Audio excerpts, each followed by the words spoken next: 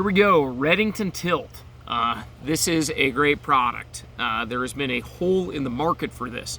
An affordable reel that's super large arbor that has some weight adjustment to it that is also full frame. So this reel, while it can be used on dry fly rods and etc., it really is purpose built for Euro nymphing. And a couple of the reasons why is I'm gonna go ahead and put it on this Echo Shadow 2 4-weight of my buddy and cameraman Skylar's, and we're tuning this thing right now, and I want my rod tip to just be tilted slightly up, hence the name tilt.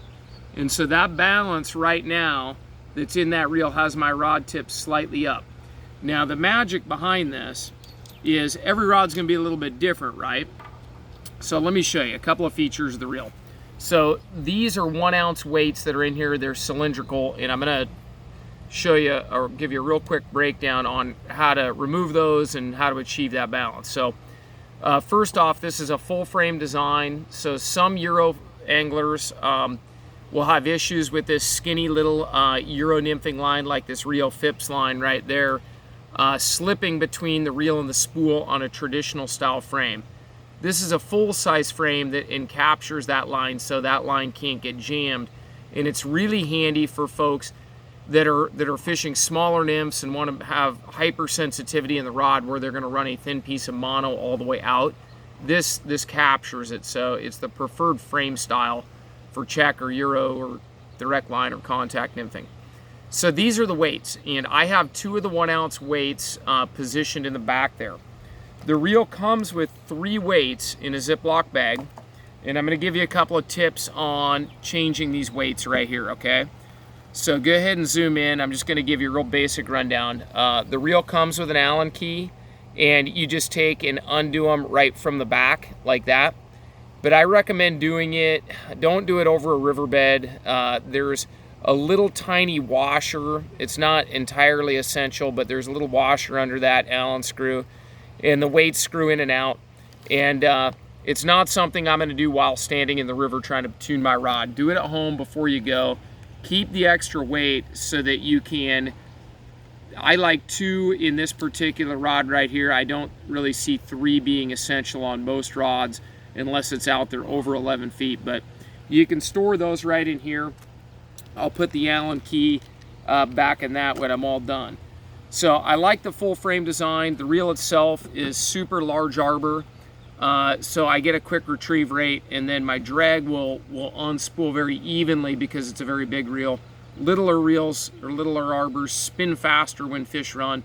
Bigger arbor is always better when it comes to protecting light tippet, so it's a nice smooth release. At 250 bucks, I think it's a great option, whereas the only other real comparable product is the Sage ESN reel, at least in our store. And the Sage ESN is a great reel, but it's over $400, so it prices a lot of folks out of there on a trout reel. So the super large arbor allows it to just fluidly run out, drag. Your line doesn't coil up and contain memory. The other thing is these Euro lines are super thin. So if you look at this right here, you can see there's not much green line on that, right? So instead of having to put a bazillion yards of backing on there, you can still just put your 100 yards of backing on there, put your Euro line on, and it actually fills up the reel.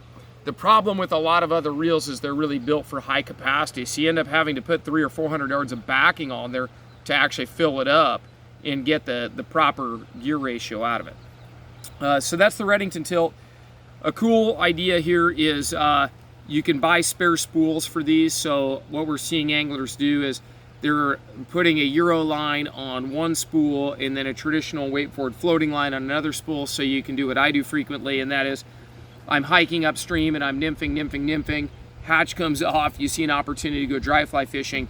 You can swap out the spool to a traditional floating line, then all of a sudden I've got my dry fly rod ready to go. The other thing I'm going to do, just as far as an educational component in this video as well, is I'm going to build out a leader here, and I'm setting up this reel, and I might as well show you how I'm going to build out this leader.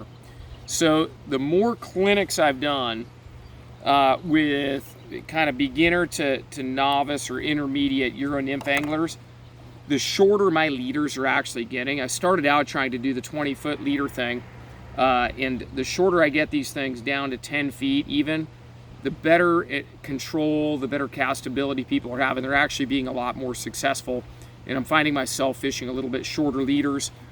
This fly line is so light and delicate and thin that having some fly line hanging out the tip is not really sagging or reducing my ability to detect strike. So here's the leader I'm going to build, and it's going to wind up being about a 10-footer. Piece of 15-pound Maxima Ultra Green. I like the Ultra Green. It's not quite as stiff as the Chameleon, but it works for me. It's stiff enough. I'm putting a perfection loop in the end right here, and I'm just going to tie that while we're chatting. Okay, some of the knots here I'm going to have my cameraman pause it. That's a really quick and easy one. So I've tied a tiny little perfection loop.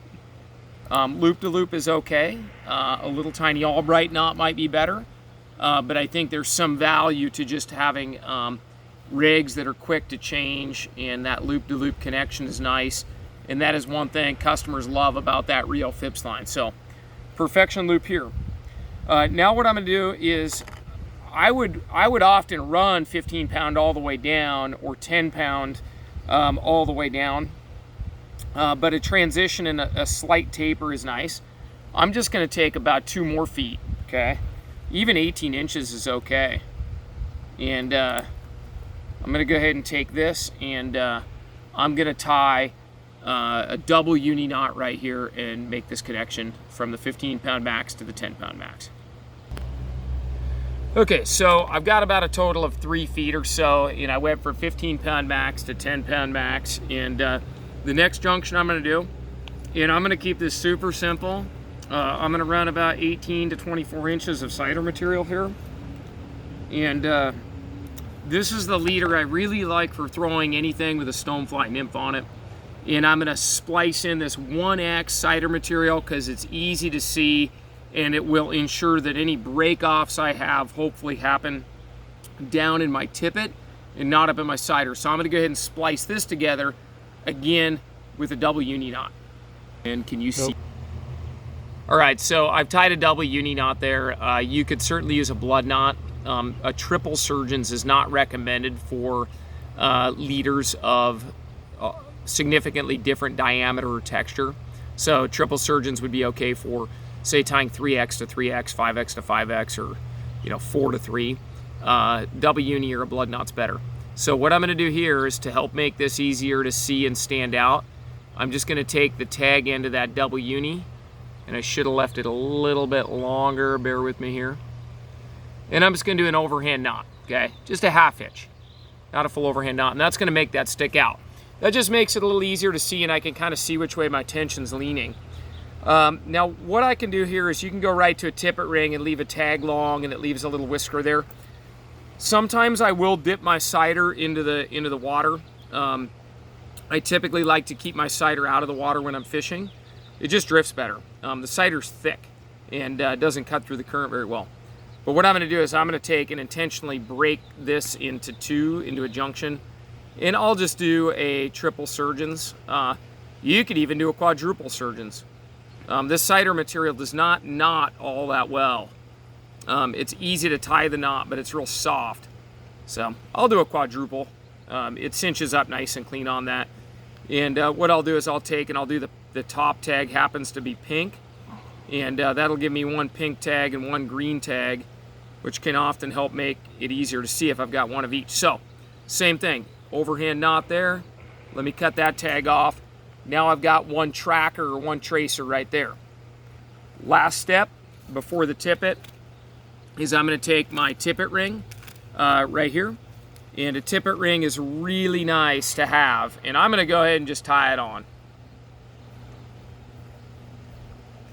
And I just do a clinch knot right here. This stuff, the way it knots up, it's really soft. It doesn't pull free, it tends to melt, so I don't believe an improved clinch knot is needed most of the time. So now what I've got here, okay, that's pretty much my build out. Like I said, this is the leader I really prefer if I'm going to be using a larger fly like a stonefly nymph. Just got about 18 inches of total cider. a tippet ring at the end. That happens to be the large steelhead size, trout size, steelhead size, doesn't matter. If you're fishing really little flies, get the teeny tiny small size. But I've got basically 5 feet of total leader here. And if I take and I add 5 feet, and I'll measure it out on my hands, my arms here. Now I'm just going to take 5 feet of 4X fluorocarbon. That's a great tippet for fishing stonefly nymphs like I'm going to be doing later today. The river's very high and off color, and I'm going to go use the stonefly nymph this afternoon, so watch for that video review coming as well. And I'll just go ahead and clinch knot that right to the tippet ring. Bada boom, bada bing. That's my kind of my standard leader. And as I've evolved and had more exposure to students and people learning this and teaching them and guiding them, the shorter that leader gets, people's casting improves, their accuracy improves, which is really important. Their ability to just track and see the fly becomes better too. There's certainly a place for very long leaders, but in a Western, environment like this, mobility is everything, and also making sure that you're casting well and staying untangled is very important. So I think in other videos I've said if your rod is 10.5 feet, don't let your leader exceed 12.5 is a pretty good rule of thumb.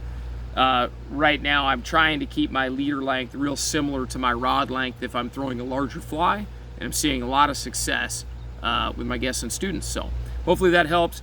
The Redington tilt reel is great, purpose-built reel, $250, super value. We're putting it on lots of rods right now. Buy with confidence, and there's a link to purchase in the video description.